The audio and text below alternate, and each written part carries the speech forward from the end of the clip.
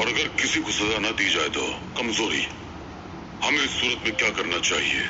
सुल्तान मौसम, हमें उन पाशा हजरात के साथ काम करना होगा जिनकी औलाद नहीं। इस्माइल हकी साहब, इस मामले में औलाद का क्या ताल्लुक? सुल्तान मौसम, एक दफा एक बादशाह को एक कीमती और खूबसूरत कपड़ा तोहफा दिया गया। बादशाह ने अपने दर्जी को बुलाया और कहा कि इस कपड़े से मेरे लिए लिबास तैयार करो। उस दर्जी ने कपड़े की जांच की और फिर बादशाह का नाप लिया। फिर बादशाह को कहा कि इससे आपका लिबास नहीं बन सकता, ये कपड़ा कम है, लिबास के लिए काफी नहीं। दूसरे दिन महल में किसी और दर्जी को बुलाया गया। उसने कपड़े की जांच की और बादशाह का नाप लिया। फिर दर्जी ने नाप के मुताबिक अंदाजा लगाकर कहा कि ठीक है, मैं इस कपड़े से आपका खूबसूरत लिबास तैयार कर दूंगा। कुछ ही दिनों में वो एक खूबसूरत लिबास तैयार करके बादशाह की खिदमत में ले आया। इसी तरह कुछ अरसा गुजर गया।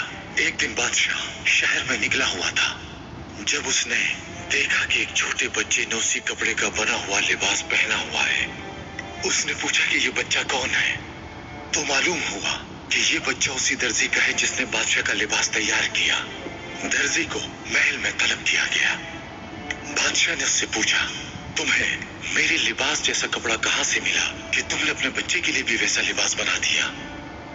दर्जी ने बादशाह को जवाब दिया कि मैंने आपके लिबास से बचे हुए कपड़े से उसका लिबास बना दिया।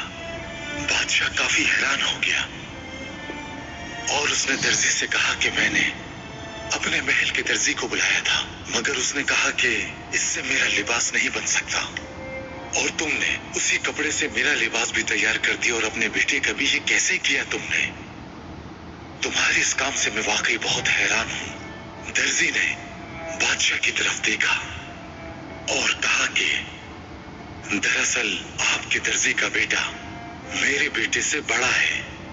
अगर उसने कहा कि लिबास तैयार नहीं हो सकता तो उसके पीछे वजह यही होगी। यानी सुल्तान मौसम, मेरे कहने का मतलब भी यही है कि आपके अतराफ में ऐसे लोग हों जिनकी औलाद ना हो, ताकि वो किसी लालच में ना पड़ जाए, ना किसी खौफ का शिकार हो, और रियासत के लिए वो जो भी काम करें खुलूस से दिल से करें। रियासत के अलावा उनके जहन में किसी और चीज का ख्याल ना हो।